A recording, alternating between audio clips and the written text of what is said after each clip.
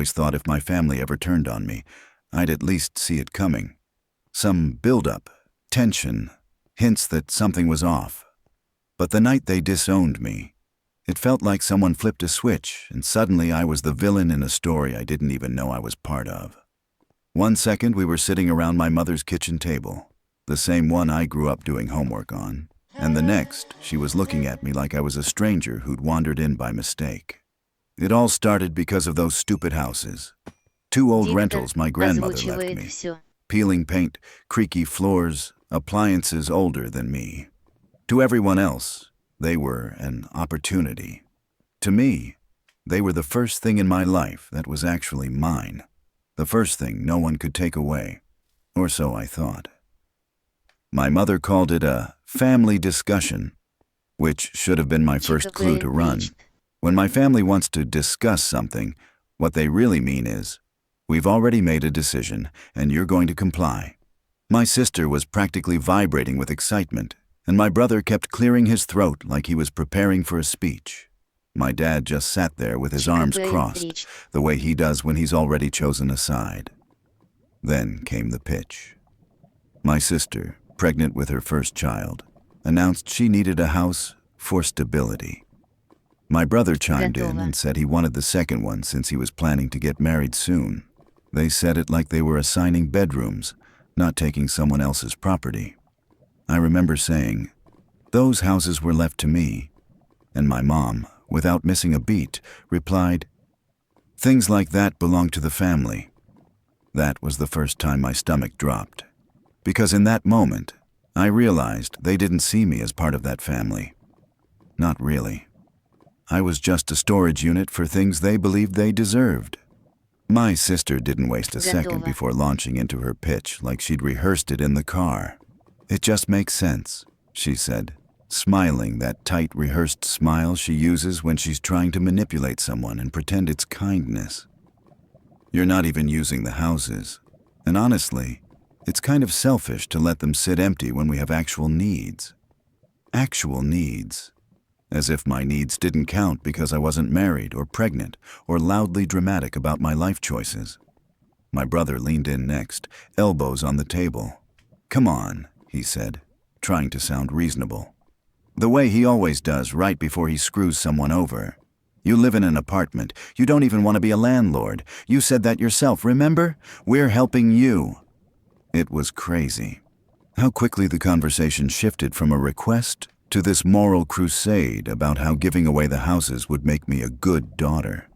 A supportive sibling. Every word they used was dipped in guilt and polished with entitlement. My dad finally spoke, and honestly, that's when I knew things were spiraling. He never talks in these conversations unless the decision is already made. "Your grandmother didn't leave those houses to cause division," he said. "She trusted you to do the right thing. Sometimes family requires sacrifice." Sacrifice. Funny how that word always points in one direction. Toward me. My heart was pounding, but I tried to stay calm. I told them I wasn't giving the houses away, that I planned to fix them up, rent them out, maybe even move into one someday. The moment I finished talking, the atmosphere shifted so fast I swear the air temperature dropped. My sister's smile evaporated. My brother leaned back like I'd insulted him personally. And my mom? She just stared at me, eyes cold, as if I'd confessed to something unforgivable. "So you're choosing money over family," she said quietly. That line. That line is the one they always use when what they really mean is, you're choosing yourself, and we don't like that. I don't know what I expected after I said no. Maybe anger, maybe disappointment. Maybe the usual silent treatment. But what I didn't expect was for my mother to stand up, walk to the living room, and tell me to pack my things. It happened so fast my brain couldn't keep up. My sister started crying instantly, the fake, dramatic kind she uses when she wants attention. "I can't believe you would do this to me," she sniffled. "I'm pregnant and you're stressing me out. Do you even care about your future niece or nephew?" My brother shook his head in disgust, saying, "You're unbelievable." Unbelievable for not giving him a house? The math wasn't mathing, but nobody cared. I tried to reason with them. I said I loved them. But the houses were mine, and giving them away would leave me with nothing. Instead of listening, my mother pointed toward the front door and said, "If you're going to be selfish somewhere else." That line hit harder than anything else. Not because of what she said, but because of how easily she said it. Like she'd been waiting for an excuse to cut me off. Dad didn't defend me. Not once. He just crossed his arms tighter and said, "We raised you better?" Then they took it even further, like they had rehearsed this part too. My mom opened the family group chat on her phone, tapped a few times, then turned the screen toward me. "Removed from group," it said. She actually kicked me out digitally before I'd even left the house. My sister mumbled something about bad energy around her pregnancy. My brother said, "You brought this on yourself." My dad told me, "You'll understand when you grow up," which was hilarious considering I'm the only one there paying my own bills. By the time I stepped outside, my whole world felt smaller. Like someone had slammed the door on all the years of childhood, holidays, dinners, everything. I sat in my car, keys in my hand, wondering how the hell a fight over 2 rundown houses had somehow turned into my family erasing me. Only later would I realize the truth. It wasn't about the houses. It was about control, and I had finally stopped giving it to them. For a few days after they kicked me out, I kept replaying everything in my head. Every sentence, every insult, every moment they made it clear that my value to them existed only when I was sacrificing something. I kept waiting for someone, anyone, to call me and apologize, or at least pretend they wanted to talk it out. No one did. My sister posted a passive-aggressive pregnancy announcement on Facebook, tagging everyone except me. My brother posted a picture of his girlfriend wearing a ring, talking about exciting plans for the future. My parents posted a photo at brunch like nothing had happened. It was almost laughable, the way they erased me overnight and expected me to crawl back begging. They'd done it before in smaller ways, refusing to hear my side of a disagreement, blaming me for things that weren't my fault, guilt-tripping me for not being involved enough in their lives. But this time, this was nuclear, and something inside me just snapped. I went to see the houses, the ones they had fought me for. They were exactly as I remembered, old, battered, barely standing in some places, but they were also peaceful, quiet, mine. I stood in the living room of the first one, sunlight pouring through crooked blinds, and I felt this overwhelming sense of clarity. I didn't owe anyone anything. Not my sister, not my brother, not my parents, especially not after they kicked me out without hesitation. So I did something none of them expected. I sold both houses, not out of spite, though I won't lie. The thought of their faces when they'd eventually find out definitely powered me through the paperwork. But because I wanted a clean break, a reset, something to launch me into a life that wasn't tangled up in their expectations and demands. The offers came quickly. Apparently, those worthless houses were actually sitting on land developers were eyeing. Within a month, I had more money in my account than I'd ever seen in my life. Enough for a new place, enough for a new start. Enough to finalize the realization that had been forming in my chest. If my family could throw me away that easily, why was I clinging to anything that tied me to them? The moment the houses officially sold, I felt this strange combination of liberation and dread. Liberated because I had finally chosen myself. Dread because I knew that the second my family found out, hell would break loose. And of course, it did. Spectacularly. It started with a single text from my mom. "We need to talk." I ignored it. 5 minutes later, another text. "This is serious." 10 minutes later, "Your sister needs the house now. Stop being spiteful and sign over the deed." I actually laughed at that one. The deed had already been signed, just not to her. Eventually, my brother called, which he never does unless he wants something. The moment I answered, he didn't even say hello. He just screamed, "What did you do?"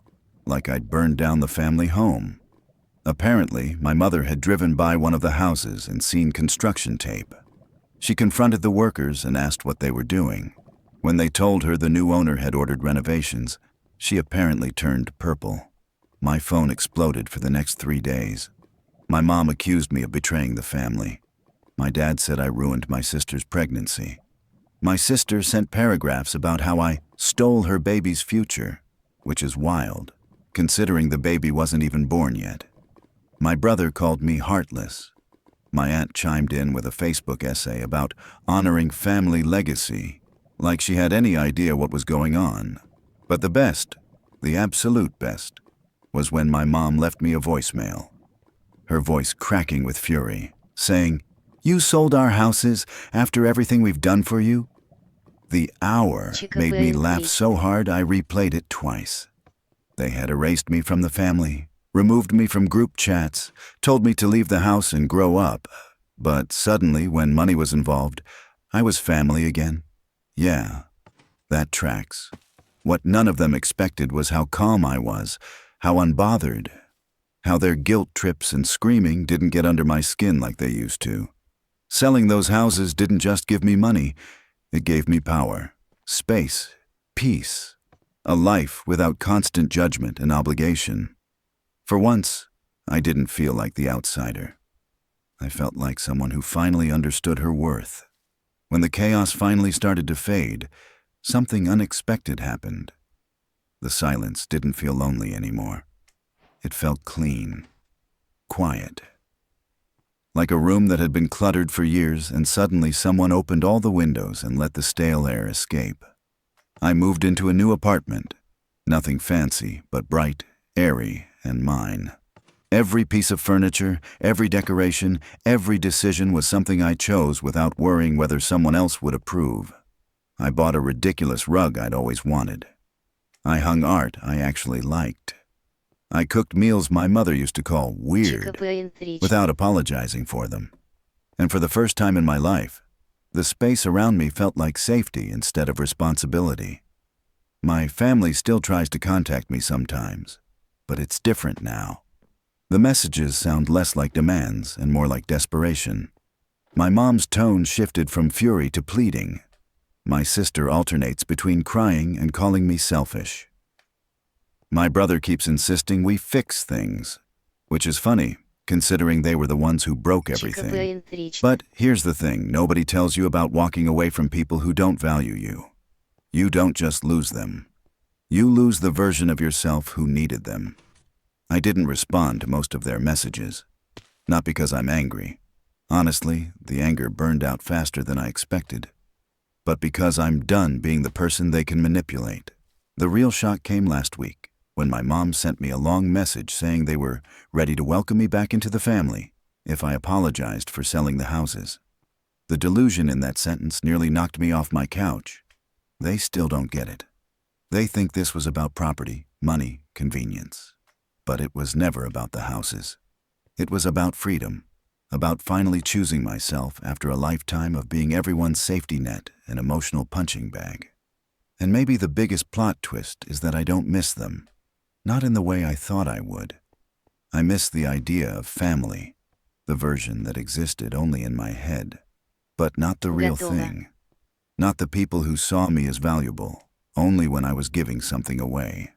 Sometimes I sit on my balcony at night, looking at the city lights, drinking whatever cheap wine I grabbed from the store, and I think about that moment at my mother's table when everything fell apart. And honestly, it feels less like a tragedy now, and more like the moment my real life finally started.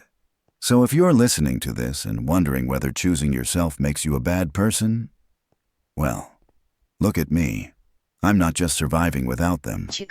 I'm finally living.